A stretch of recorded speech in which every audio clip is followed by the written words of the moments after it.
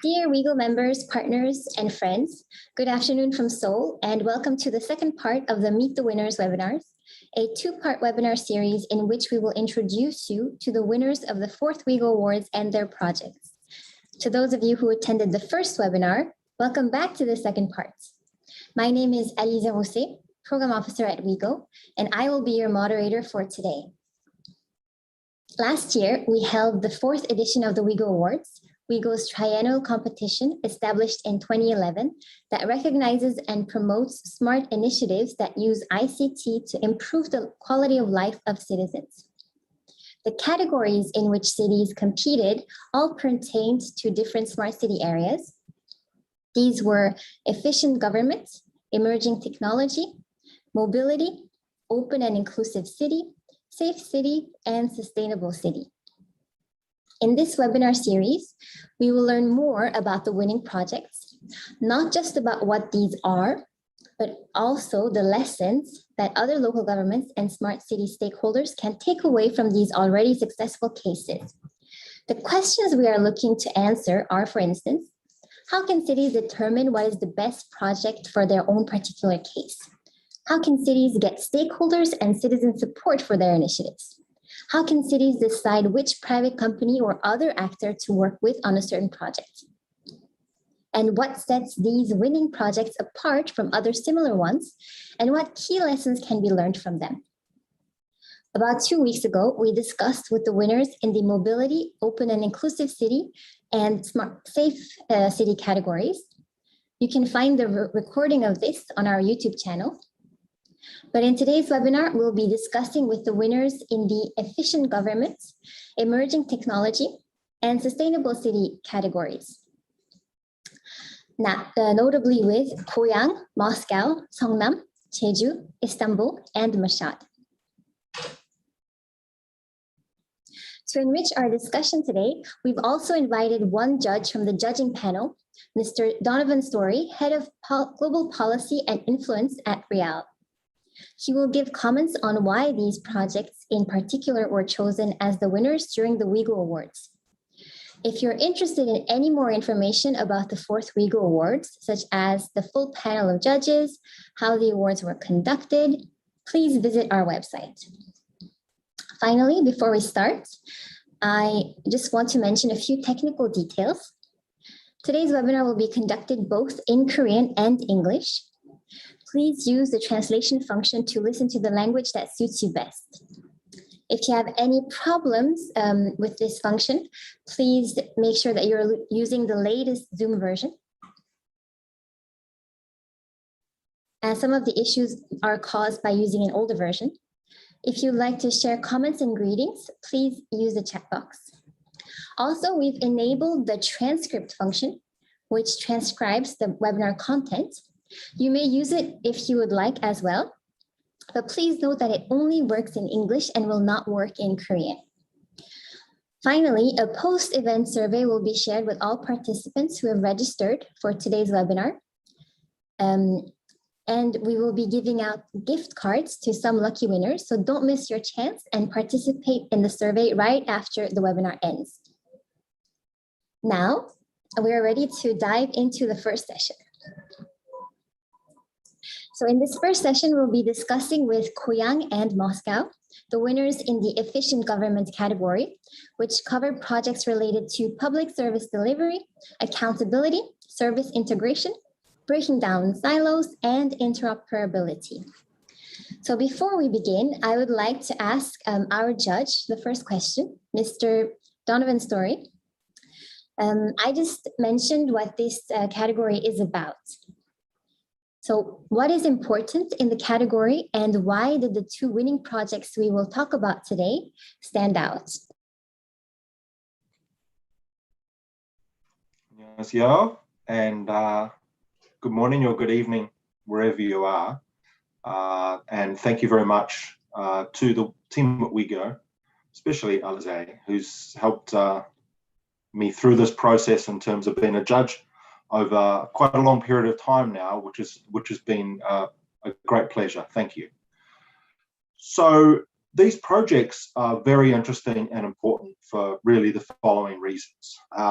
And I think that if I really want to highlight one, it's that sometimes when we talk about smart cities, we focus very much on the technological solutions, and we see it as really a series of innovative technologies which are thrown at problems. But often what is missing is the glue, the relationships, the sharing of data and information, particularly the relationships between communities and community needs and technology innovations, and also gaps with those responsible for making decisions, delivering services, and so on. So I think that glue I would describe as kind of the governance glue. And what I liked about these projects is that they really remind us that smart cities are fundamentally about good governance. They are using technology to support effective and responsible and responsive administration. And they also engage the public. They engage populations, particularly those that previously haven't been engaged through decision-making processes as well. And often when we talk about smart cities, we talk about the importance of having smart people. And I think that both of these projects really try and develop more sophisticated but relevant solutions to governance issues through smart applications and approaches. And I think that's what makes them very interesting, and through the evaluation process, it really made them stand out. If we look at Goyang, for example, the whole concept and practice of the Living Lab project, of being an open-ended approach in which citizens can define their common problems and needs, and governance and government can respond to those needs through smarter applications and the use of technology and so on. But the start was not the technology, which was looking for the problem. The start is really the generation of, and also the hierarchy of problems which both Goyang and its population wanted to solve, and what was the best form of technological innovation to be able to improve the solutions. So I like the fact that it wasn't a predetermined, set of issues which the urban authorities just decided upon themselves that they wanted to address, but it was a series of issues which were generated through community consultation. So obviously, there's lots of examples in the project of working on safe streets and pedestrianisation, of working with younger people, of resolving local issues through better governance and technology. So I think that, one of the things that really the Goyang approach tells us is that, the smart cities can be open-ended. They can actually generate new ideas from different populations. And it also allows for technology to have to be, or need to be, innovative as well in dealing with these real-world issues outside of just technology and a technology-focused approach. So I really enjoyed the Goyang example as being a great example of good governance and the use of smart city approaches to improve governance as well. So I think that was really terrific. If I could move to the Moscow example again, I really enjoyed this example. I think that it's again another example. This one's using obviously app and an app feature to be able to link community concerns to responsive government. I liked the integrated approach to the project, in particular the way, again, that the app can develop over time. It can serve different functions for people. They can, expect those functions over time. In this case, it's around the payment of fees. It's about the receipt of information from local government. I think, in a very, very large city such as Moscow, it really closes, sometimes the very large gaps which exist between city administration and different populations.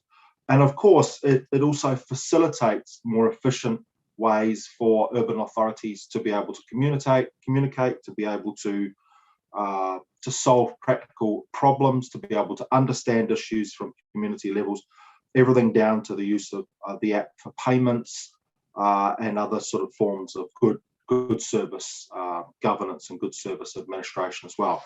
Again, it's an open-ended tool. It can allow for updates, it can evolve. And I think also these two examples were examples of good governance, of closing the gap between people and their administrations, but they also were examples of systems which can evolve over time and can respond to changes over time as well. I also thought that, you know, there was elements to it that have been brought into the app, such as obviously the charity support for different forms of you know, good works in the community. So I thought that was I thought both of them were excellent examples, reminding us really that, you know, smart cities are about smart citizens, smart cities are about smart governments, and smart cities are about, if you like, you know, stronger forms of governance which act as that glue between their populations and the decision-making process, including budgeting and so on. So I thought that these were very good examples of smart governance through smart city approaches. Thank you. Thank you for these clarifications. So basically open-ended tools that focus on the why and also help close the gaps between people and the administration, and the focus on smart people. Yes, very interesting. Thank you very much, Mr. Story. We'll be speaking with you again in a little while. So I think in the meantime, you can turn off your camera and microphone. And first up, I would like to then invite Mr. Ji Ho-shin, Vice Team Leader of the Smart City team in the city of Goyang, the winner of the Gold Award in this category. Goyang's project consists in a wide range of projects implemented since 2018 as part of the city's mid to long-term smart city plan. It includes 10 plus projects implemented through a living lab approach, among others. So I will be speaking with Mr. Shin in Korean, so please make sure to use the simultaneous translation if needed. 네, 신 부팀장님. 고양시 도시균형 개발과 스마트 도시팀 부팀장 신지훈입니다. 오늘 네, 안녕하세요. 세계 스마트 시티 기구 위고 어워드 수상시로 고양시를 소개할 수 있어 영광입니다. 그럼 간단하겠지만 고양시 종합 프로젝트에 대해서 설명하겠습니다. 고양시는 대한민국 서울의 북부에 위치하고 있으며 인천 국제공항에서 약 1시간 정도의 접근성이 가능한 도시입니다. 남북 간의 교류의 중심 역할을 수행하며 106만 명의 인구와 268만 제곱미터의 면적을 가진 대한민국 경기 북부 최대 도시입니다. 고양시는 수도권 1기 신도시 일산 지역을 보유하고 있습니다.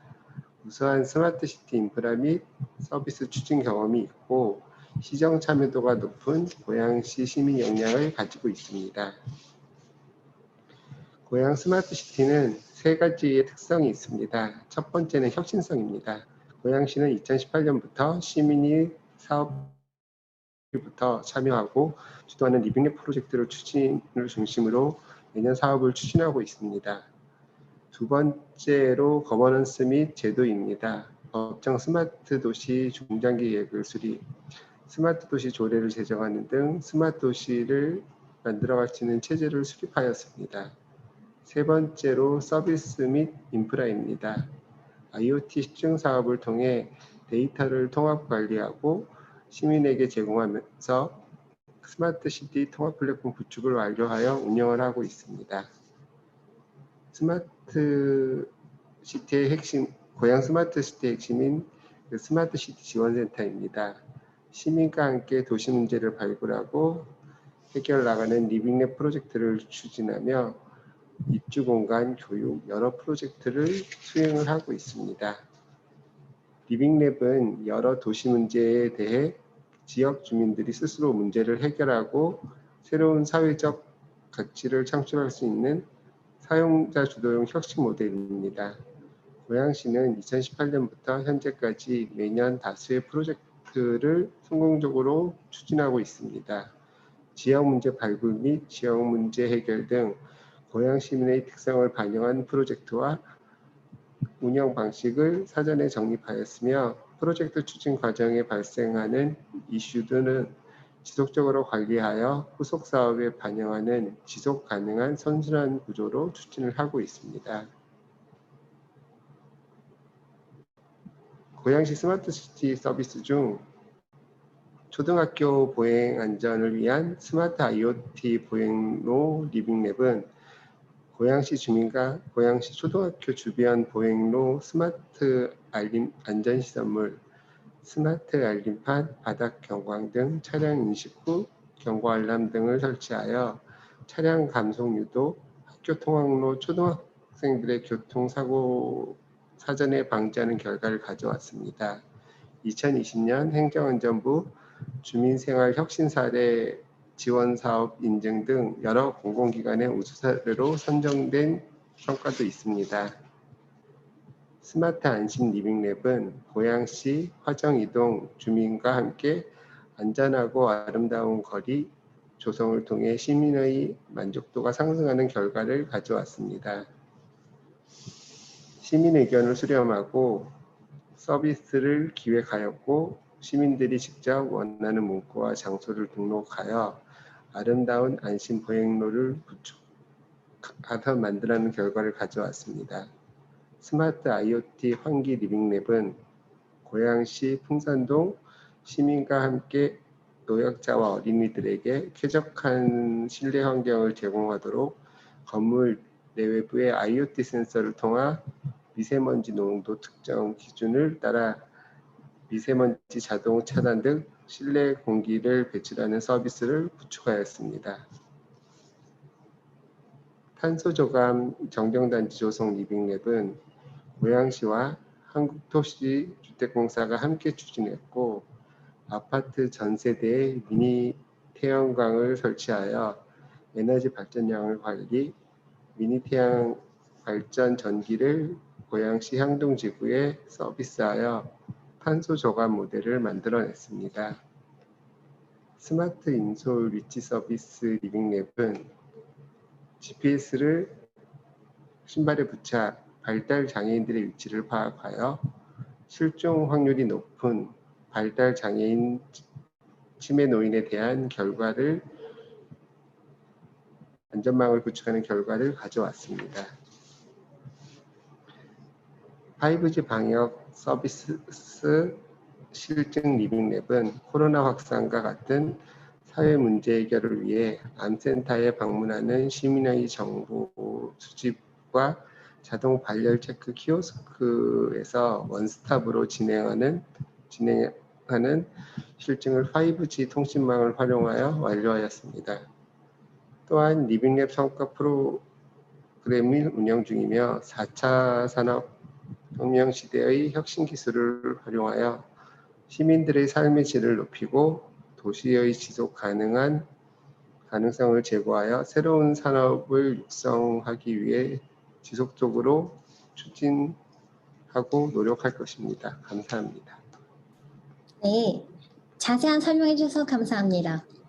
비록 효율적인 정부 카테고리가 시민의 복지로 명시적으로 포함하지는 않지만 위고 어워즈 심사에서는 전반적으로 시민의 편의 증진을 중점으로 심사가 이루어졌습니다.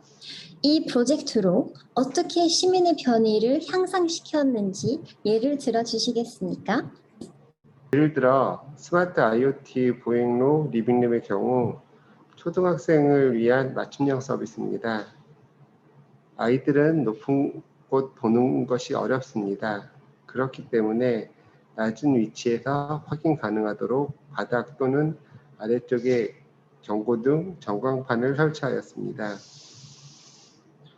지역 시민, 학부모, 교사가 같이 참여하였고 2,000여 명 정도 혜택을 보았으며 20% 이상 차량 속도 경감, 교통사고 억제 등 시민의 편리는 향상되었습니다. 무단 횡단 사망이 전체 보행자 중 35% 되는 상황에서 고양시는 시민 편의를 위해 지속적으로 노력을 하고 있습니다. 네, 감사합니다. 그러면 다음 질문으로 넘어가겠습니다. 정치적 변화가 있을 때 일부 지자체는 장기적인 비전을 필요로 하는 사업을 마무리 짓거나 이어가는 데 어려움을 겪는 경우가 있습니다. 그 결과로 일부 도시들은 이처럼 장기 계획을 세우는 것을 꺼리거나 어려워하기도 하는데요. 고양시의 모든 하위 프로젝트는 처음부터 마스터 플랜에 포함되어 있었던 것인가요? 아니면 프로젝트를 진행하면서 구체화되었나요? 장기적인 프로젝트를 추진하고자 하는 도시에게 조언을 할 점이 있다면 어떤 것이 있을까요? 고양시의 스마트 시티 사업은 단계별로 발전해 왔습니다. 2018년 고양시 스마트 도시 중장기 계획 수립 후 지속 가능한 스마트 시티 세계를 창출하기 위해서 시민 참여 중심 스마트 시티 서비스를 발굴 리빙랩을 통하여 해왔습니다. 지역 문제를 통한 리빙랩 운영으로 사전 기획 단계부터 지역 사용자의 배경과 경험을 적극적으로 수집하고 사용자의 주도로 혁신을 통한 프로세스 전반에서 유지함으로써 다양한 전환 실험을 성공적으로 추진할 수 있었습니다. 장기 프로젝트 및 리빙랩 운영을 위해서는 시민의 참여가 필수적으로 고려되어야 하며 참여자 전원이 문제 발굴, 해결에 참여하는 프로젝트가 필요합니다. 문제 발생되는 경우도 있지만 서로 소통하며 동일 방향의 지역 문제 해결 목표의 방식도 중요합니다. 고양시 프로젝트는 처음부터 마스터 플랜에 포함된 것도 있고 상황 및 환경에 따라 다소 변형된 것도 있습니다. 중요한 것은 시민 및 사용자 중심의 서비스 및 정책을 위해 지자체, 시민, 기업이 함께 만들어가는 모델이 필요합니다. 시민의 삶, 도시 문제 해결을 위하여 민간이 함께 참여하며 지속 가능한 혁신 속에 첨단 기술 기반 스마트 시티 생태계를 조성해야 된다고 생각합니다. 감사합니다. 네, 감사합니다. 신부팀장님. 좋은 답변 감사드립니다. 2023년에 열릴 다음 어워즈에서도 고양시의 수상을 응원하겠습니다. 네, 이제 카메라와 마이크를 꺼주셔도 됩니다. Now let us turn to the Silver Award winner. To discuss it, we have Miss Aliona Logunova, Chief Product Officer of Mos.ru, Moscow's official website, who will talk about the My Moscow app. This app is the official app of the Mos.ru website, which is a single window citizen portal for public services. By using this chatbot app, Muscovites get access to a number of services, ranging from booking a doctor's appointment to paying bills and fines to checking when their child arrives at school and solve problems with nothing more than a mobile phone. Ms. Logunova, yes, if you could please turn on your camera and microphone. Yes, could you give us some more concrete information about what the app does and why Moscow decided to develop it in the first place?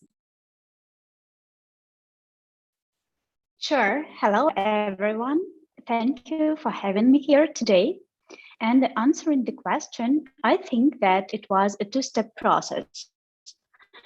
Firstly, we developed the website Mos.ru as a single window portal. Then we wanted to take this to a new level and got an idea. Muscovites needed a personal assistant that would help them to navigate all public services that they can receive online. And the app was the best way to do that. Besides, when we launched My Moscow app in 2019, the world was already moving on from websites to the apps, and we couldn't stay behind. And I'm glad to say that our calculations were correct. Today, 60% of our users access our online services with their smartphones and not desktop computers. Also, we wanted to be constantly in touch with our citizens to inform them about all important city developments and answer any questions.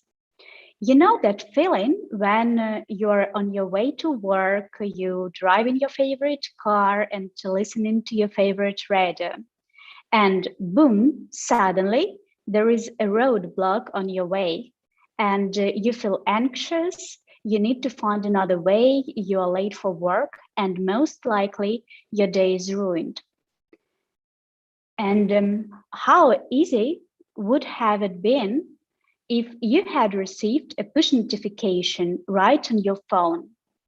And the app is the best tool to do that.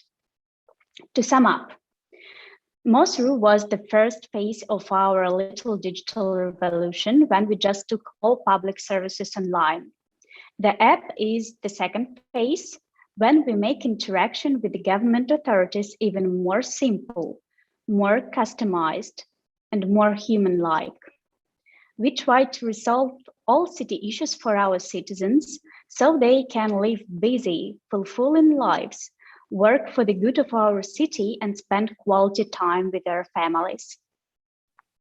Thank you for the great description of the app. That's a great approach. So what do you think makes this project stand out from others? I believe that it is our principles that we follow developing the app allow us to stand out from the others. The first principle is client-centered design. We choose the services based on feedback from our users and usage statistics on the web portal. So in the app, we have the most popular and frequently used services. For example, now in the app, users can make doctor appointments, pay fines, or see their kids' school diary. Besides, we developed a separate news section in the app because media are an essential part of communication between the city and the citizens. Our news section guarantees that users receive the most accurate and up-to-date information about the city firsthand. And that proves critical at the height of COVID-19 pandemic situation, when citizens could rely on official sources for updates about new quarantine restrictions, support measures for businesses and individuals, and detailed instruction on what to do if you get infected. The second principle that we follow is seamless user experience. We seek to create convenient and intuitive interfaces. Take, for example, our My Payments section in the app. To pay the bill, you need just a couple of clicks and less than a minute.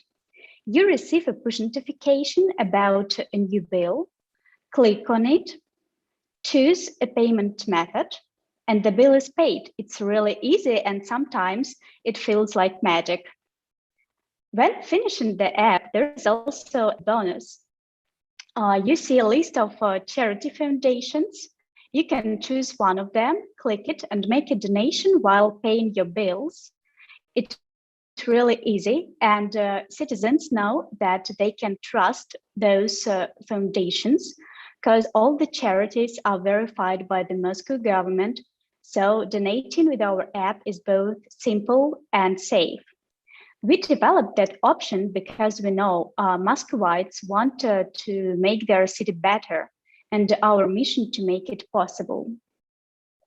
And the last but not the least principle is staying on top of trends and innovation. We make sure to keep up with the latest trends and changing technology in the app world. For example, in 2019, when we were developing our onboarding, chatbots were all the rage. So we decided to use this technology in order to create a simple and more human-like introduction to the app. As a result, users get a warm welcome, learn about all the features, and are not bored with the access details. As you know, it's better to see once than to hear, so just let's watch our onboarding.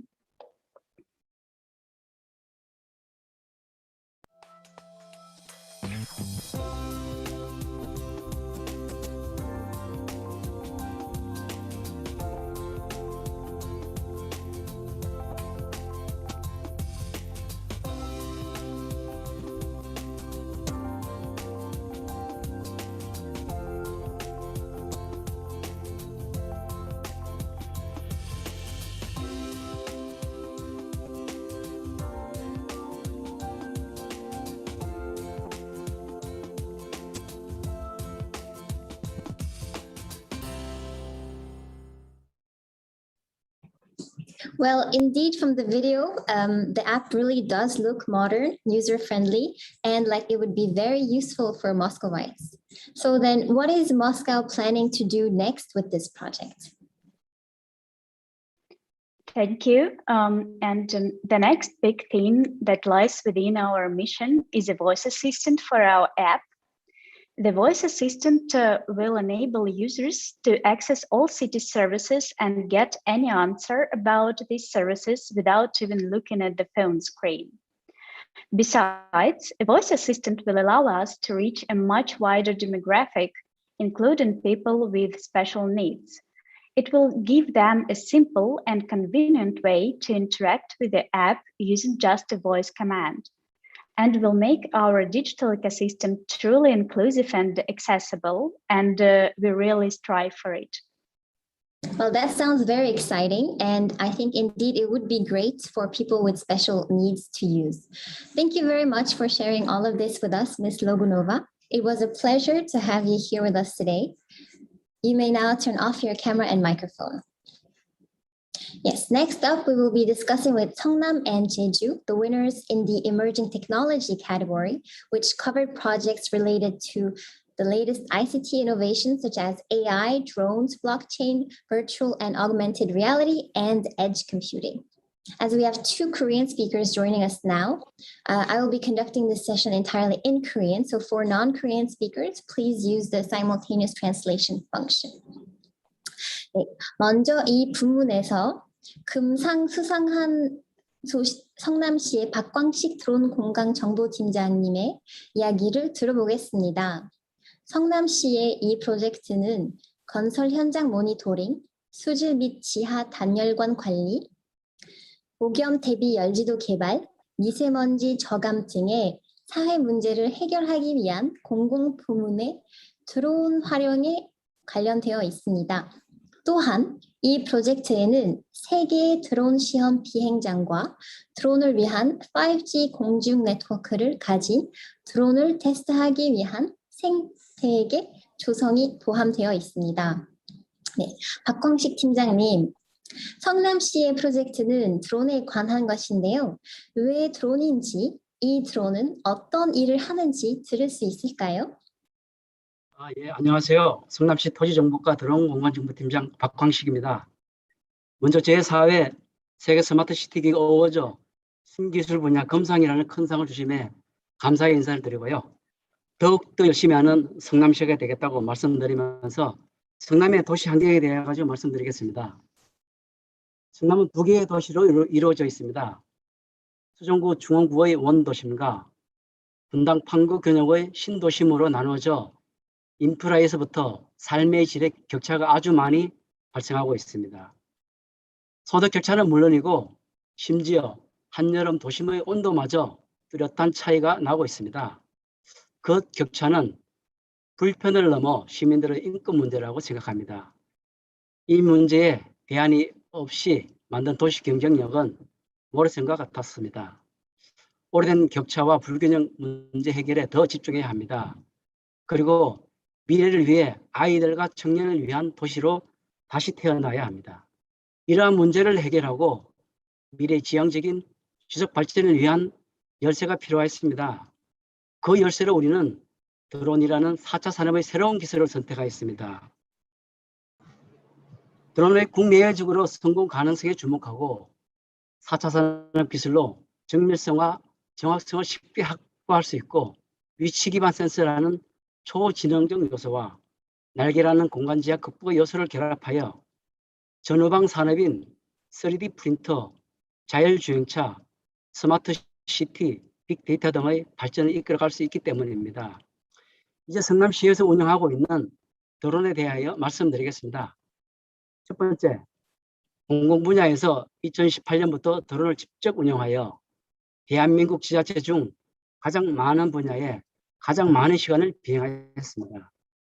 특히 화해 문제를 해결하기 위한 공사 현장의 모니터링, 수질 검사, 사회 안전망 확보를 위한 열 수송한 안전 점검, 폭염에 대비한 열 지도 구축, 재개발 지역 기록 앨범 제작, 미세먼지 등 다양한 분야의 여러 분야로 드론을 운영해 왔습니다.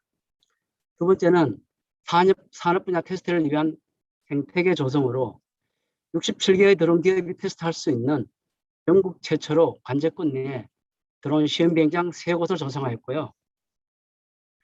드론 전용 5G 상공망을 설치하여 드론 기업이 R&D의 60%를 차지하는 테스트를 할 수 있는 기반을 마련하였습니다. 우리 시의 대표적인 드론 활용 사례를 살펴보면 2018년도에 백성역 열수송관 파열 사고로 1명이 사망하고 50여 명이 다치는 사고가 발생하였습니다. 성남시에서는 최근 6년간 12번의 사고가 발생할 만큼 열수송관이 노후화되어 있습니다. 그러나 기존 점검 방식은 걸어다니며 점검하는 방식으로 점검이 부실하고 누락이 발생할 수밖에 없는 실정이었습니다. 성남시에서는 정밀 영상 센서가 장착된 드론을 이용하여 열수송관을 점검하여 사진 및 영상을 촬영하고 관련 자료를 바탕으로 기술 개발을 추진하였습니다. 이 원격 조사 기술로 2019년부터 올해까지 130km의 열수송관을 점검한 결과 14개소의 이상 징후 의심 지역을 찾아내어 재난 상황 발생을 사전에 조치하였으며 성남시의 이름으로 특허 출원 중입니다. 다음은 2018년도 극심한 폭염으로 많은 인명피해와 재산적 피해를 겪고 나서 폭염에 효율적이고 과학적으로 접근하기 위한 드론을 활용하였습니다. 드론에 열화상 센서를 장착하여 많은 사진을 찍어 비행 로고 데이터와 사진의 위치 영상을 합쳐서 열을 나타내는 열지도를 구축하여 폭염에 대비한 행정 업무 추진에 의사결정할 수 있는 자료를 만들었습니다. 또한 공사장에 발생할 수 있는 미세먼지를 수시로 촬영하여 미세먼지 저감 계획에 활용할 수 있는 공공행정에 적용할 수 있도록 지원해 주었습니다. 드론은 항공기술과 센서 기술로 결합되어 새로운 시장 개척과 공공 서비스 개선에 활용할 수 있습니다. 성남시는 이렇게 드론에 연결된 가치사슬 속에서 타 산업과 다양한 융합을 통해 새로운 기술을 만들었습니다. 드론으로 취득한 데이터와 MMS, 모바일 매핑 시스템으로 취득한 도로 정밀 지도를 융합해 성남시 전역에 3D 데이터를 만들고 자율주행 지도를 구축하고 있으며 일부 지역은 3D 프린팅으로도 만들 계획입니다. 향후 이러한 데이터를 기반으로 해서 디지털 트윈을 발전해 나갈 계획입니다. 네, 트론의 활용이 인상적입니다. 이 프로젝트는 성공적이었나요? 네, 말씀드리겠습니다. 드론으로 만들어지는 세상은 많은 편의와 이익 및 시민들을 위한 공공 서비스에 활용되고 있습니다. 예를 들면 취약지역 안전점검, 교통상황 모니터링, 주차수요 분석, 공사장 안전 및 공정관리, 개발 예정지 분석 자료, 주차 및 통행량 분석, 산림 현황 조사, 생태환경 분석, 녹지 조절 등 여러 가지가 있습니다. 또한 다양한 행정 서비스를 위한 GIS 시스템상의 다른 정보, 도로, 시설물, 지적선, 유동인구 등의 결합할 수 있는 3cm급 도실 정밀 항공 지도도 구축하였습니다. 진보된 기술을 기반으로 최신 서비스를 시민들에게 제공하여 만족도 향상과 수요에 대처할 수 있게 되었습니다. 이에 따라 4차 산업혁명과 관련된 드론 산업 37,000명, 연계 산업 42,000명의 일자리 창출과 3조 1천억 원의 생산 효과를 기대할 수 있습니다. 이렇게 적극적인 드론 기반 공정행정을 펼친 결과 2019년도 대한상공회의소에서 선정한 웹하기 좋은 도시 1위로 선정되기도 하였습니다. 성남시는 첨단 산업의 도시입니다. 첨단 산업을 발전시키기 위한 아시아 실리콘밸리 성남의 프로젝트 중 하나로 신도심과 구도심 간의 격차를 드론으로 해결하고자 하는 현재 추진 중에 있고요. 또한 성남시장의 공약 사항에 포함되어 핵심 정책을 추진하고 있는가 향후 지적성을 가지고 있습니다. 네, 여러 행위 주체자 간 조율을 하는 것이 큰 어려움이었을 것으로 생각됩니다. 하지만 이 부분은 조금 이따가 다시 이야기해 보도록 하겠습니다. 수상 지원서에서 이 프로젝트의 추후 다양한 확장 가능성에 대해 언급하셨는데요. 성남시는 프로젝트의 다음 단계로 무엇을 계획하고 계신가요? 예. 내부 영집된 기술력을 외부로 확장하여 시민들의 경제, 사회, 삶의 질에 드론이 보편적으로 활용할 수 있도록 다양한 사업을 추진하고 있습니다.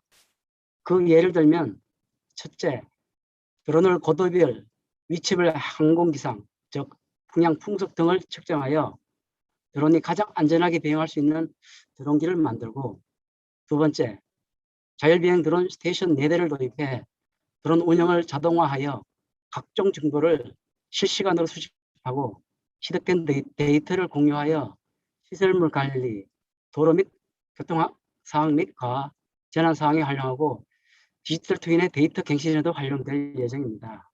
세 번째로 중앙기관에서 추진하는 드론 실정 도시로 선정되어 가지고 교통사고 드론 조사, 환경 모니터링 등 9개 분야의 기업 실정을 통한 드론 산업 발전을 적극적으로 지원하고 있습니다. 향후에는 언제든 드론을 안전하게 비행할 수 있는 드론 특별 자유화구역, 시민 대상 교육 운영 등 영역을 더욱 확장해 나갈 계획입니다. 네, 추후의 사업이 기대가 됩니다. 답변 감사합니다. 네, 이제 카메라와 마이크를 꺼주셔도 좋습니다. 네, 다음으로는 은상 수상자인 제주특별자치도의 박찬혁 스마트시티 드론 팀장님과 이야기를 나눠보겠습니다. 제주도의 프로젝트는 지도 기반 모바일 앱으로 운영 중인 버스의 위치를 실시간으로 보여주는 서비스입니다. 이 서비스에는 지상 물체의 위치를 인공위성을 이용해 파악하는 세계 위성 항법 시스템 GNSS가 핵심 기술로 사용되었고, 이 기술은 GPS보다 정밀하다고 합니다. 네, 팀장님, 프로젝트와 프로젝트에 사용된 첨단 기술도 설명 부탁드립니다. 네, 안녕하세요. 제주특별자치도 디지털융합과 스마트시티 드론 팀장 박찬학입니다. 오늘 위고 어워즈 웨비나에 초대해 주셔서 감사드립니다. 제주특별자치도의 이런 초정밀 버스 위치 정보 서비스는 운행 중인 버스의 위치를 지도 기반의 모바일 웹에서 실시간으로 보여주는 서비스입니다. 서비스 사용자는 민간 협업 모델로 개발한 카카오 웹 어플을 이용해서 지도 위에서 실시간으로 움직이는 버스 위치와 이동 정보를 확인할 수 있습니다. 이동 중인 버스 아이콘을 선택할 경우 그 버스의 현재 속도와 목적지, 다음 정류장 등의 정보도 볼 수 있습니다. 제주도는 버스 배차 간격이 너무 길어서 1, 2분 단위로 버스를 놓치게 되면 30분에서 1시간 이상 기다려야 하기도 하고, 또 도시 외에 이런 시골 지역에서는 버스가 오는 것인지 안 오는 것인지 좀 확인하기가 어려워서 버스 이용객이 매우 좀 불편해하고 있습니다. 또한 기존에 운영되고 있는 버스 정보 시스템은 버스 도착 정보를 정류장에 설치된 키오스크를 통해서 보여주고 있습니다. 그런데 버스 위치 정보를 정류장 단위로만 확인할 수 있기 때문에 신호 대기나 정체로 버스가 늦어질 때 사용자가 이런 버스의 정확한 위치를 알 수 없어서 좀 매우 불편한 상황입니다. 반면에 저희가 개발한 이런 초정밀 버스 위치 정보 서비스는 현재 버스의 정확한 위치를 안내해주는 웹을 통해서 직관적으로 확인할 수 있고, 또 위치 정보를 활용하여 승차 대기에 소요되는 시간을 좀 줄일 수 있어서 매우 편리합니다. 또한 이런 키오스크가 설치되지 않은 비도심 정류장에서도 스마트폰을 이용해서 실시간 버스 운행 정보를 확인할 수 있는 그런 장점을 가지고 있습니다. 이번 프로젝트의 가장 중요한 목적은 버스의 정확한 위치 정보를 수집하고 그 위치를 실시간으로 모니터링하는 것입니다. 따라서 오차가 적은 버스 위치의 데이터를 확인하는 것이 중요한 문제였는데요. 이를 해결하기 위해서 기존 위치 정보의 서비스에 많이 활용되었던 GPS를 사용하지 않고 GNSS 방식을 채택해서 오차가 줄어든 정밀한 데이터를 획득하였습니다. GNSS는 인공위성을 이용하여 지상 위 물체 위치에 관한 정보를 제공하는 시스템인데, 우리가 흔히 알고 있는 그런 GPS도 GNSS의 한 종류입니다. GPS는 뭐 자동차 내비게이션, 스마트폰 앱 등의 다양한 위치 기반 서비스를 현재 광범위하게 활용되고 있는데요. 그러나 이런 GPS도 좀 한계점을 가지고 있습니다. 여러 가지 환경적 요인에 의해서 오차가 발생하고 있는데요. 예를 들면 뭐 전리층이라든지 대류층 등 이런 구름 등에 대한 날씨로 인해서 전파 신호가 지연되고 있고 또 위성 신호가 단절되는 사이클 슬립 현상이 발생돼서 필연적으로 오차가 발생되고 있습니다. 그래서 이러한 오차 문제를 해결하기 위해서 위성으로부터 그 위치 정보를 수신받는 GNSS 그 위성 기준국을 저희 도 전체에 10km 반경으로 그 10개소를 설치하였고요. 또한 정확한 위치를 알고 있는 이런 위성 기준국에서 그 GNSS 수신기에 위치, 오차, 고정 데이터를 보내주고 또한 수신기에서는 이 오차를 고정하여 정확한 위치를 알 수 있게 되는 그런 기술적 원리를 가지고 있습니다. 이러한 기술적 장점이 존재하므로 저희는 이런 GNSS 방식을 통하여 프로젝트를 진행하였습니다. 네, 자세한 답변 감사드립니다. 그렇다면 프로젝트의 성과는 어땠나요? 서비스에 대한 시민의 만족도는 어땠는지요? 네, 저희 이 카카오에서 제공한 그 통계 지표에 따르면 저희 서비스 개시는 이제 2019년 4월 이후부터 시작했는데요. 월 평균 웹 그 접속 횟수는 약 18만 회 정도에 이르고 있고요. 또 지도 위에 버스 아이콘을 선택하여 그 버스의 목적지, 그다음에 뭐 정류장, 속도 등의 정보를 확인하는 횟수는 월 평균 뭐 35만 회에 이르고 있습니다. 제주도 전체 인구가 약 68만 명인 걸 감안하면 그 상당한 그 높은 수치이고요. 많은 수의 도민과 관광객들이 사용하고 있습니다. 이렇게 서비스가 운영되고 있는 이러한 이면에는 그 운영상의 그 어려움도 많이 가지고 있는데요. 가장 대표적인 거는 이런 그 GNSS 수신기라든지 와이파이 수신기 같은 이런 이동형 IoT 기기에 대한 유지 관리가 필요하다는 것입니다. 그래서 이러한 그 기기들에 대한 소모품을 주기별로 이제 교체가 필요하고 또한 이런 기기 고장이나 통신 끊김이 발생하는 경우 서비스가 중단된 그런 위험도 있으므로 정기적인 펌웨어 업데이트와 또한 통신 상태에 대한 모니터링을 위해서 매년 이런 추가 비용이 들고 있고 적정 유지보수 인력도 필요한 문제를 가지고 있습니다. 그래서 저희는 이런 초정밀 버스 위치 정보 서비스는 다양하게 이제 확장도 하고 있는데요. 예를 들면 그 제주도 내에 특수학교 통합버스라든지 아니면 공공 어린이집 및 초등학교 통합버스, 뭐 응급구조, 119 및 소방대 차량 등에도 적용해서 이런 사회적 약자를 배려하고 어린이 안심 서비스까지 이런 도민의 안전까지 증진시키고 있습니다. 네, 감사합니다. 그러면 마지막 질문으로 넘어가서 제출하신 지원서에 따르면 이 프로젝트 예산은 외부에서 조달한 것으로 알고 있는데요. 자금의 출처가 어딘지, 어떻게 이 예산을 조달했는지 들을 수 있을까요? 네, 저희는 이런 사업 추진 중 가장 시급한 그 선결 과제가 예산 확보였습니다. 그래서 이런 예산 확보를 위해서 국가 공모 사업을 지원해서 그 까다로운 심사 과정을 거쳐 이런 국비 약 26억 원의 예산을 확보할 수 있었습니다.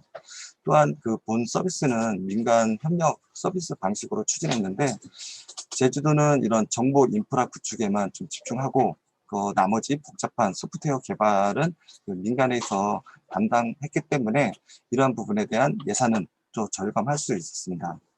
이런 공공은 좀 저희가 잘할 수 있는 이런 인프라 구축 분야에 집중하고 그 서비스 IT 인프라 부분에서는 그 민간하게 개방하겠다는 그런 정책 의지로 본 서비스를 성공적으로 추진할 수 있었습니다.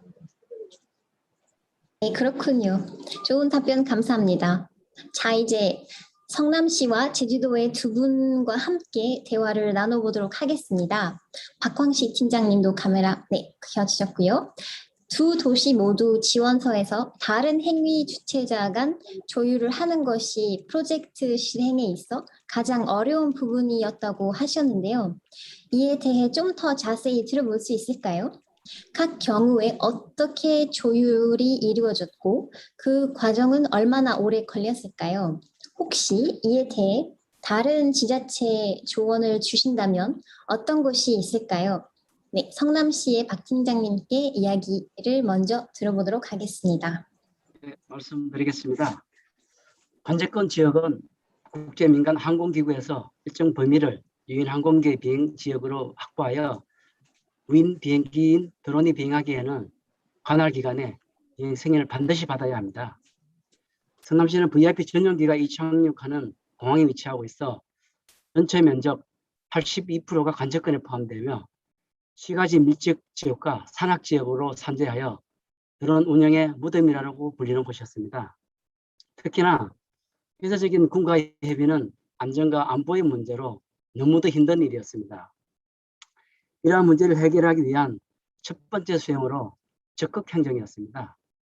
먼저 시장님의 적극적인 행정의 노력을 기반으로 3급 기관의 협조 요청과 직접 찾아가 전문가들의 의견을 수렴하고 수차례 실무자 회의를 개최하는 등 발로 뛰며 많은 노력을 기울였습니다.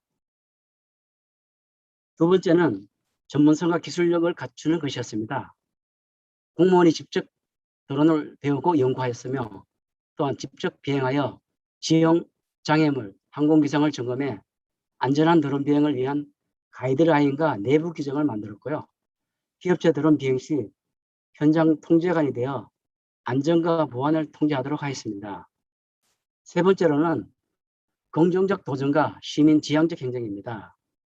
성남시의 공무원은 새로움을 거부하지 않고 변화에 긍정적으로 도전하여 다양한 분야에 활용 가능하도록 연구하고 있으며 또 실증도 하고 피드백을 통해 개선도 하였습니다. 또한 시민과의 소통으로 참여의 길을 제공했고요. 시민이 필요한 것이 무엇인지 먼저 파악하고 추진하였습니다. 네 번째는 네트워크 강화입니다. 프로젝트의 단계에서부터 시작하여 시민의 기업, 기관과 협력 체계를 구축하여 지속적인 네트워크를 통한 한 걸음씩 발전해 나갔습니다. 이러한 네트워크는 지속 가능한 발전을 위한 중요한 성공 요인이라고 생각합니다. 드론으로 만드는 기업 도시 성남의 프로젝트는 드론이라는 진보 기술을 활용한 대안 찾기입니다. 진보 기술을 공공 분야에 적용하여 산업의 초기 시장을 견인하고 세계적인 도시로 발전하며 오래된 격차와 불균형 문제를 해결하고 미래를 위한 젊은 도시로 다시 태어나는 것입니다. 또한 신산업 분야는 새로운 영역입니다. 미래 발전을 위한 힘찬 발걸음이라고 생각하고 비전의 가치인 열정과 성실이 있다면 성공할 수 있다고 확신합니다. 아울러 첨단 산업에 꽂힌 드론 산업을 더욱 발전시켜 세계 속의 드론의 도시 성남을 만들어 전 세계적으로 확산될 수 있도록 최선의 노력을 다하겠습니다. 네, 감사합니다. 그럼 이제 제주도의 박 팀장님에게도 같은 질문 물어보겠습니다. 저희가 이런 사업을 추진하는 중에는 그 사업에 관계된 이런 참여자들의 각기 다른 좀 이해관계를 조율하고 좀 설득해야 되는 그런 어려움이 있었습니다. 예를 들면 버스 위치를 정확히 알아내기 위해서 이런 GNS 수신기를 차량에 설치해야 했는데 이런 버스 회사의 좀 강한 반대에 좀 맞닥뜨려야 하는 그런 문제점이 있었습니다. 그리고 이러한 그 카카오맵 이런 서비스 제공할 때 이런 웹 제작사와의 그런 의견을 조율하는 과정도 좀 필수적이었는데 이러한 난제들을 저희가 좀 해결하기 위해서 지속적인 이제 회의를 개최했고 또 서비스가 구현됐을 때 그 장점과 각 이해 관계자가 얻을 수 있는 그러한 그 문제점 해결 부분을 설명하면서 끈질기게 저희가 설득 과정을 통해서 그 프로젝트를 추진할 수 있었습니다. 이 프로젝트를 진행함에 있어 가장 좀 어려운 부분은 그 버스에 이 GNS 수신기를 설치하는 것이었는데요. 이런 버스 회사와 그 대중교통 담당 부서를 설득하는 일이었습니다. 버스 회사는 이런 버스 내에 전자기기를 설치하는 것에 대해서 그 강한 좀 거부감을 가지고 있었고요. 또 제주도의 이런 대중교통 담당 부서에서는 이런 버스 회사의 민원 제기를 우려해서 초반 사업에 많이 좀 어려움을 겪었습니다. 하지만 이런 프로젝트를 좀 완성함으로써 저희 제주도의 이런 대중교통의 불편함을 해소하고 결국은 우리 제주도와 버스 회사, 시민에게 모두 혜택이 돌아갈 수 있음을 강조하면서 설득하였습니다. 예를 들면 이런 버스의 정확한 도착 시간을 알게 된 시민들은 더욱더 편리하게 대중교통 버스를 이용하게 될 것이고, 또 이러한 드러난 승객으로 인해서 버스 회사에서는 또 수익이 돌아갈 거라고 설명했습니다. 그리고 버스 관련 민원은 뭐 예를 들면 무정차라든지 과속, 도착 시간 오류도 그런 부분이 저희가 이런 플랫폼으로 관리가 가능하기 때문에 민원도 줄 것이라고 설득하면서 결과적으로 모두가 편리한 서비스가 될 거라고 하면서 저희가 설득할 수 있었습니다. 이런 그 프로젝트는 제주도가 이런 민간 기업과 그 협업하는 방식으로 문제를 해결할 수 있었는데요. 이런 데이터와 IT 기반의 인프라는 제주가 제공하고 소프트웨어와 서비스는 민간에 검증된 이런 모바일 앱을 활용하는 방식이었습니다. 기존의 이런 공공주도로 개발된 서비스는 그 예산의 한계라든지 사업기간의 제약 등의 요인으로 그 민간에서 개발된 소프트웨어에 비해 다소 품질이 떨어지는 게 현실이었습니다. 따라서 우리 제주도는 이번 프로젝트를 통해서 소프트웨어를 직접 개발하기보다는 데이터를 수집하고 그 데이터를 개방할 수 있는 플랫폼을 구축하는 데 중점을 두었습니다. 그래서 민간이 서로 협력해서 이러한 제주 도시의 새로운 문제를 해결하는 방식의 새로운 행정 혁신이 되었다고 생각하고 있습니다. 네, 이상입니다. 네, 많은 것을 배울 수 있는 답변이었습니다. 우리 시청자분들도 여러분의 경험과 조언을 통해 비슷한 어려움에 직면했을 때 이러한 전략을 통해 수월하게 해결할 수 있기를 바랍니다. 자, 이제 두 분 다 카메라와 마이크를 꺼주셔도 좋습니다. 네, 좋은 프로젝트 소개 정말 감사했습니다. Then I would like to turn to our judge, Mr. Story, to ask you a few questions. Yeah, so just like in the case we just heard from Seongnam and Jeju, is it common for projects that use such innovative tech? Is it common for such projects to have difficulties in gathering stakeholder support? Yes, thank you. I think that the speakers did really well through the project description and also just in addressing your questions this morning. That, you know, it's one of the challenges of smart city approaches is the integration of data. And of course, there's the integration in this case, in these examples, of the integration of public and private data for the benefit of urban planning and urban service provision, and also for the benefit of users and of citizens in terms of the solutions that are put forward. So I think that both of these award winners did a great job in explaining the challenges in terms of working across different stakeholders in developing integrated and holistic solutions. And I think there are really important lessons for both of them. Obviously, in the case of Seongnam, it was working with a key stakeholder in terms of you know how the city is structured and the important industries of the cities, particularly the defence industry and the use of airspace and the use of technologies to solve common problems. I thought that this was a great example of using drone technology to assess and to track infrastructure development. I think that really stood out, and I think that is a very important source of information for the city planning going forward, but also a very important source of information for private sector and private investment. I thought that one of the really interesting things about the Seongnam case was its environmental applications as well. And there was quite a lot of really positive references in the project to assessing air pollution and also the impacts of climate change on infrastructure.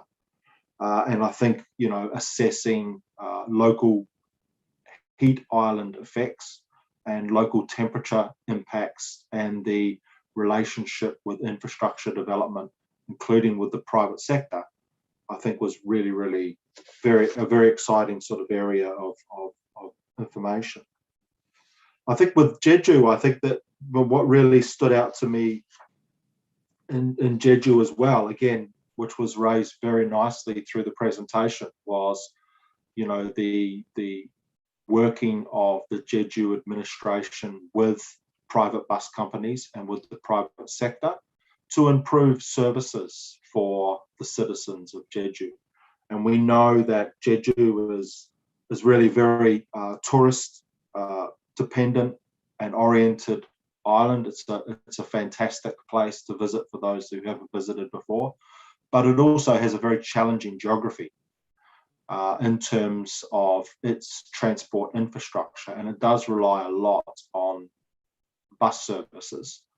And we know that, you know, the buses have to travel a great amount of space, and that people rely upon the buses, both tourists and visitors to Jeju, but also the local population really very much rely on that bus service. And it can be, you know, long periods, as was explained, between buses. And for tourists and for vulnerable groups, particularly aging populations, you know, that's a real impediment to the island's service provision and development. And it can be an impediment for people moving around. It can discourage people from accessing all the great things that Jeju has to offer as a destination, and also for local populations as well. So I thought that this was a really good project in terms of addressing a very specific set of challenges around transport infrastructure. And I thought that the presentation just now was also really highlighted, as you said, Elise, really highlighted the important role of public and private sector cooperation in terms of generating data, using data, sharing that data for the benefit of people, to encourage them to use and to rely upon public transportation systems, which we all know are very important for the island as well. Thank you. Great projects. Really enjoyed the presentations as well. They were very nice summaries.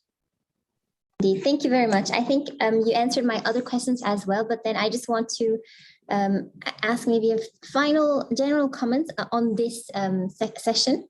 Basically, what would you say are the takeaways for cities that want to implement projects then using such new ICT? I think if I was going to summarize it in 2 points, I would say that it's the way that ICT has been employed to address specific challenges and issues to the city rather than just general ones.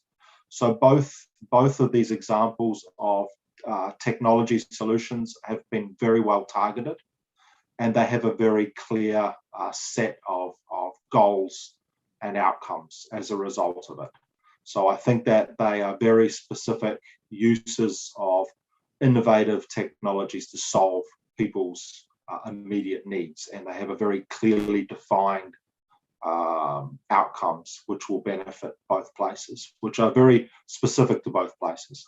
And I think the second point is that when coming up with projects around smart technologies and new technologies, it's very important to engage all stakeholders. We talked about in the first session the importance of engaging communities and the public in terms of good governance. And here we have some great examples of engaging the private sector and non-public actors. And I think that here we see the use of technology, and particularly the generation of information benefiting cities and populations as a whole, but that has been generated by very effective public-private relationships and sometimes negotiations which have a common good. Thank you very much for your great answers. We will be speaking with you right away, so please keep your camera and microphone on as we move on to this third and final session, where we will speak with Istanbul and Mashhad, the winners in the Sustainable City category, which covered projects related to green ICT, waste management, water management, circular economy, lighting, buildings, and resource management. So, Mr. Story, before we hear about the actual projects, could you let us know why the two winning projects stood out and why they were worth the awards in this category? And also, I want to ask a more general question about how do you see these projects support the transition to sustainable cities, as this is about sustainability, and the use of smart approaches to their transitions? Look, these were two fantastic applications from the cities. They were very different, but they addressed two fundamental challenges for sustainability. And one is quality of water and water pollution, which is related to the case from Istanbul. And from Mashhad, it was a very nice example of innovative ways of addressing solid waste management. So I think that these applications, these projects really stood out to the panel in terms of addressing specific and direct challenges through innovative technologies. And so that was really what stood out to me. And I mean, we look at, for example, sea pollution from freight and from vessels, and we know that this is a challenging area for international law. It's a very challenging issue for those cities that rely upon a high amount of marine traffic. And what I really liked about the project here was the use of new technologies to be able to immediately track pollution at source, and also to be able to allow a much faster, if you like, response to the potential disasters from pollution coming from shipping. I think that Mashhad was a terrific example of taking a challenge faced by all cities in solid waste management and showing how technology can be used to not only manage waste more effectively in terms of the way that it's processed and sorted for recycling, but also safe disposal. But I thought one thing that really stood out for me in this project was its relationship to households and to communities in terms of encouraging them through information to be able to sort and benefit from investing their time into recycling in a very real and tangible way for households. So I really felt that there's a lot more that could be developed around this project, but I think it was a great project in terms of showing how smart information systems and also smart sorting systems could improve and rationalize solid waste management. One thing that really was an added advantage of this project, because it rationalized collection processes, it also means that for cities that invest a lot of money in maintenance and upkeep of trucking fleets for collection, that there was a really important opportunity to minimize wasted trips for trucks, which has benefits for obviously urban accounts. It has benefits in terms of decreasing the cost of collection services and therefore for the public through taxes.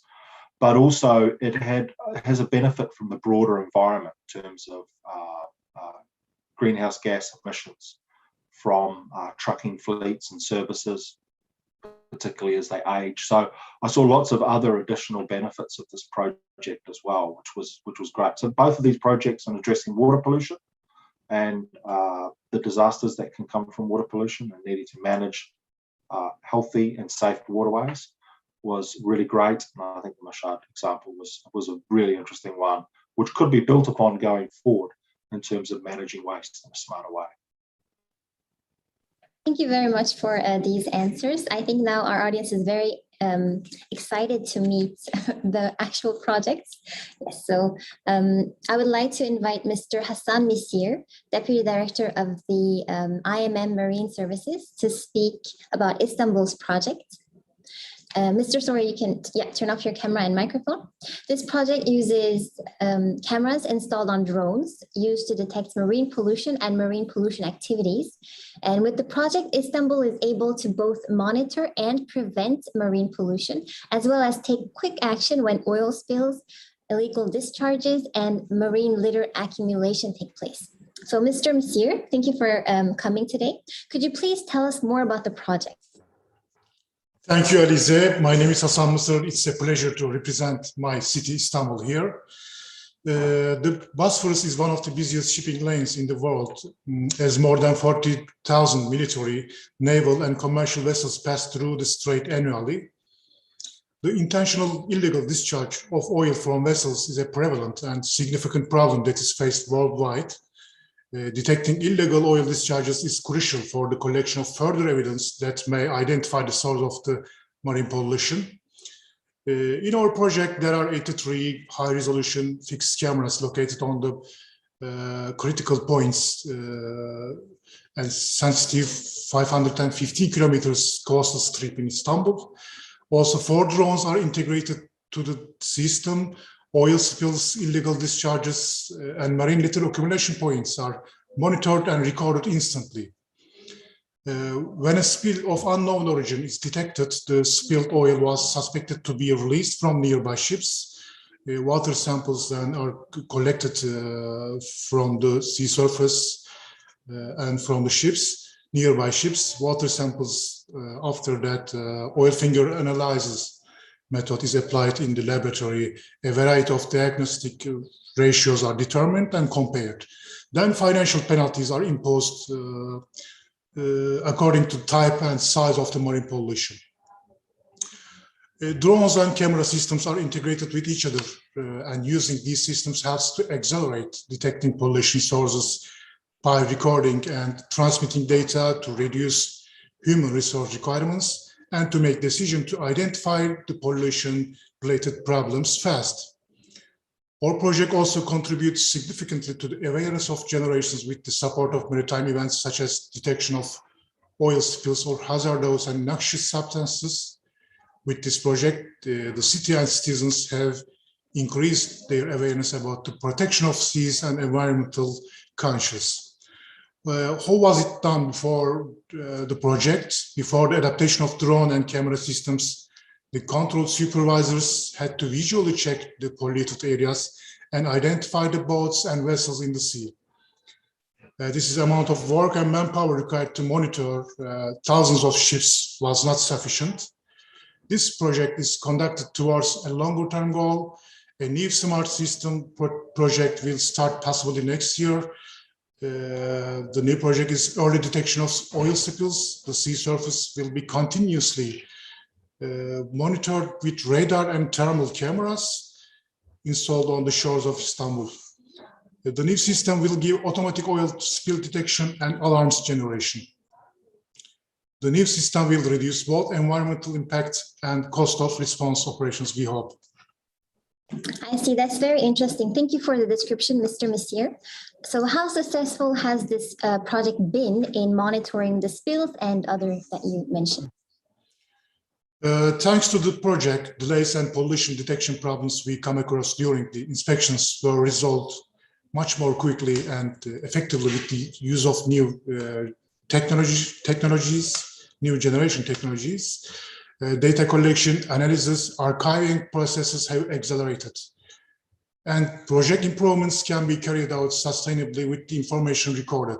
Additional results, the benefits of the project are minimization of human-induced errors, high speed of marine controls, elimination of manual tracking systems.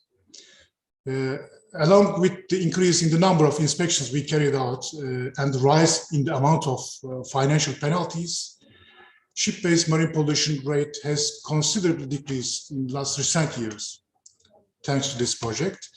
The clean and healthy seas are also improving the well-being and quality life of citizens, of course.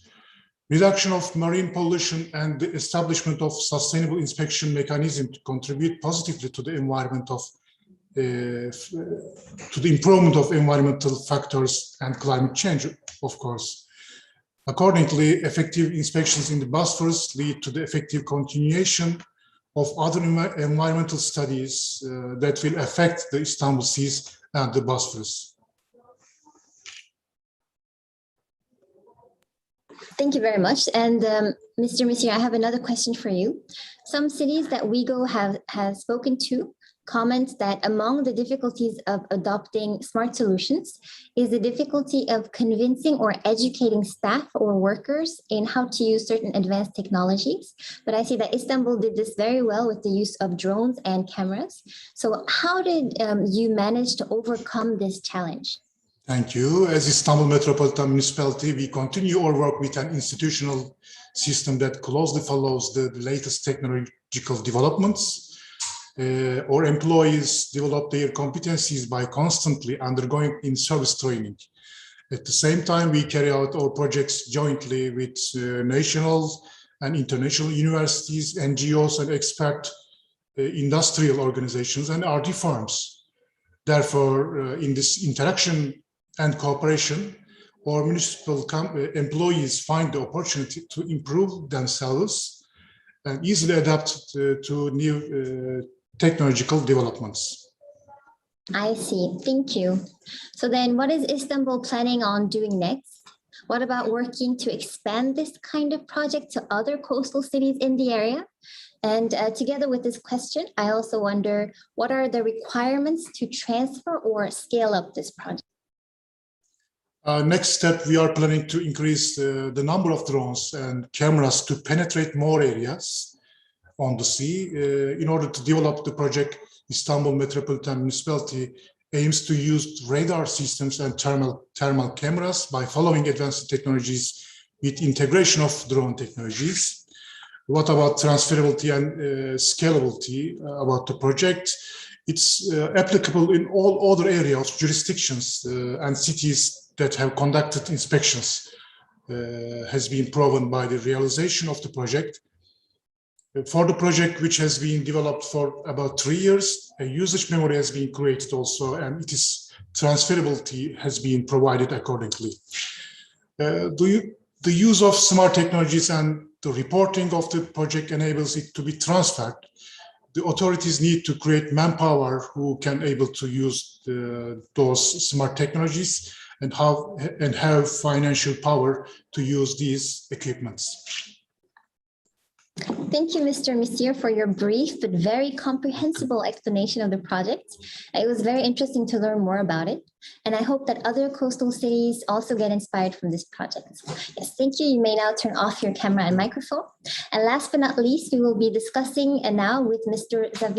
Navid Zohti, Vice President of Smart City, and Mr. Ali Motivalizadeh, Smart Tech Department Head of the ICT organization of Mashhad Municipality, the winner of the Silver Award in this category. So Mashhad's project is all about the collection of waste through a mobile app where citizens request the collection of their waste in a specified period. And once the waste is picked up, citizens receive points based on the weight of the waste collected, and they can use these to pay the waste fees, do online shopping, or even transfer it to their own personal bank accounts. Mr. Zohti and Mr. Motivalizadeh, please tell us more. How does the app work exactly? Hi, everybody. Greeting to all participant in this webinar, and thanks to all the official staff and judges of WeGo for choosing the Mashhad project. I'm very proud that today I had the opportunity to be at your service in this valuable webinar. In response to your question, I must point out that the Waste Management Organization began a sample plan in a designated zone of City of Mashhad and was preparing to extend it to whole metropole. According to the plan, solid waste collection was conducted through a mobile phone application, whereas citizens could request waste collection in a specified period. Then waste management vehicle stops by the address as scheduled and collect the waste. The officer shall weight the amount of waste and assign the equal point and fees in citizen profile. On the other hand, a citizen can also enjoy point to pay waste toll or online shopping or transferring to his or her personal bank account. Mashhad Waste Management Plant is among the very first organization to use a smart solution for solid waste collection. The plan began on 9 June 2019 to Mashhad Metropole districts. 210,000 people within 65,000 families are making the first phase audience. At the beginning, training and installing the application were the most important issues. The organization took the opportunity of NGOs and its capacities to promote the application and advertisement campaign like in-person train, brochure distribution, online protocol, and hanging banners. This application helps citizens to order their solid waste collection and sell through the internet in a short matter of time, where closest vehicle reach to their address. Choosing a smart solution is the most effective approach in managing solid waste collection, whereas it helps to avoid unauthorized and insanitary waste collection by anyone. It helps to preserve current quality of urban services, reducing the... I think it seems that we have some internet connection issue, and then in the meantime, we will ask the next question to Mr. Motewalezadeh. Yes. So what can you tell us in the meantime, what have been the results of this project? Okay, hello, and thank you for having me today. To define the results, I can say that during the 1 year experimental period, about 8,000 active users submitted over 7,600,000 collection requests using CMAP, and more than 600 tons of recyclable waste collected. This means that this project had doubled the amount of recyclable waste collection in the 2 city districts compared to traditional waste collection method. Indeed, this application also helped to reduce citizen return to waste bank stations also. Actually, waste bank stations are the places that people can deliver their recyclable waste and receive its fee.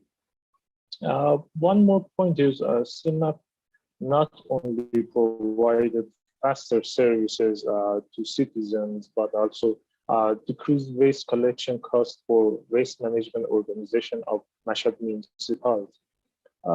Another thing is transparency. Transparency was another important outcome of the plan that achieved due to in-person payment and its increase of social justice and citizens' reliance on waste organization. I see, those are very impressive results. In the meantime, I will ask you, the other question. So in your application, you mentioned scaling up to other districts in the city. As I understood, it started with 2 districts and now you might be scaling up. So I'm wondering, have you done this yet and how is it going? That's right. Scaling up phase was completely done. For giving more information, I should say that after 12 months of experimental period, our acquired data was analyzed, data such as installation stats, collection requests, and collected waste per ton during this period.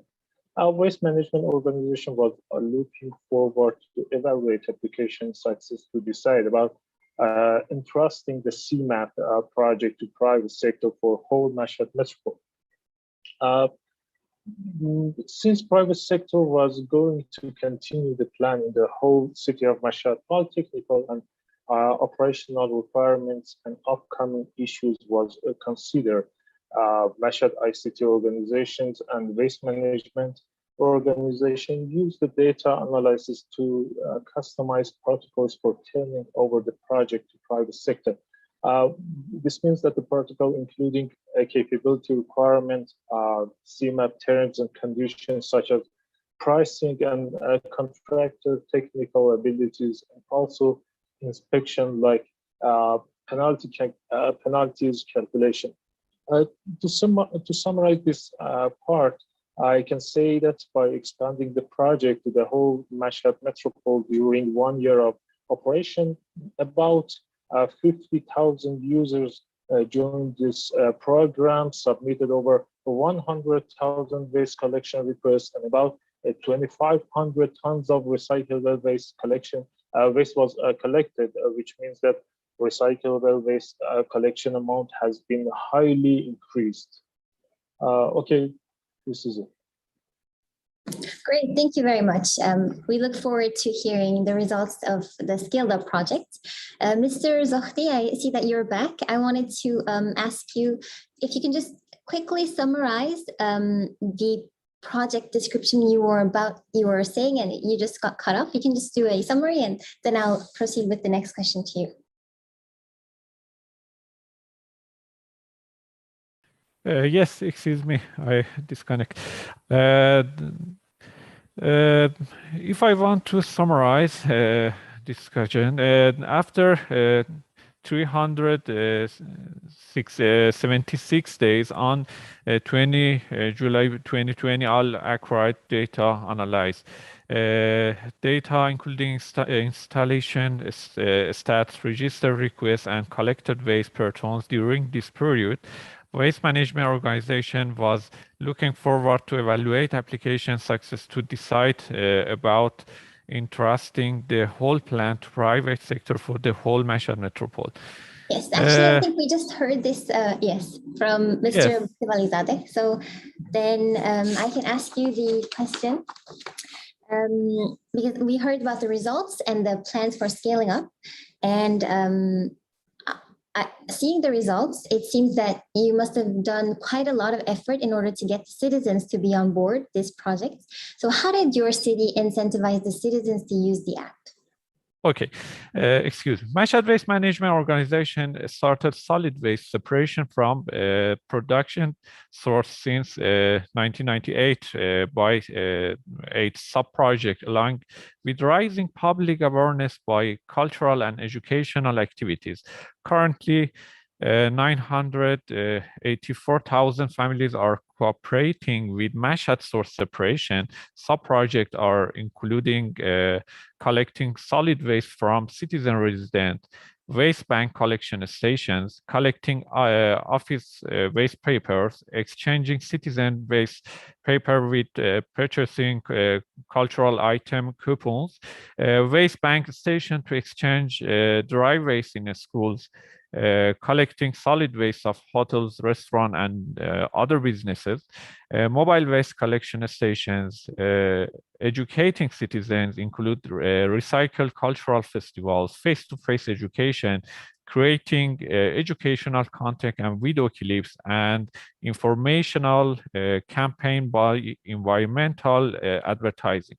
Regarding mentioned activities, most of citizens became familiar with importance of recyclable waste collection from source. In this case, we just give them an easier and faster waste collection method based on mobile app. And as I said before, by using CMAP after each waste collection transaction, citizen e-wallet is charged and citizen can enjoy his credit to pay waste toll. By Metro and bus ticket, donate charities or transferring to his or her personal bank account. In addition, various rewards were given to the citizen who made the most monthly transaction in CMAP. I see. That is indeed a very comprehensive approach to getting citizens active in using the app. And I really think it explains how it has been so successful. So I hope that other cities in our audience can learn from your experience. Thank you very much, Mr. Zohdi and Mr. Motivalizadeh, for explaining the project to us. We are almost at the end, but before we end, I would just like to take a group photo with all of our speakers today. If you all could turn on your cameras and yes. 네, 웨비나를 끝내기 전에 기념 단체 사진을 찍고자 합니다.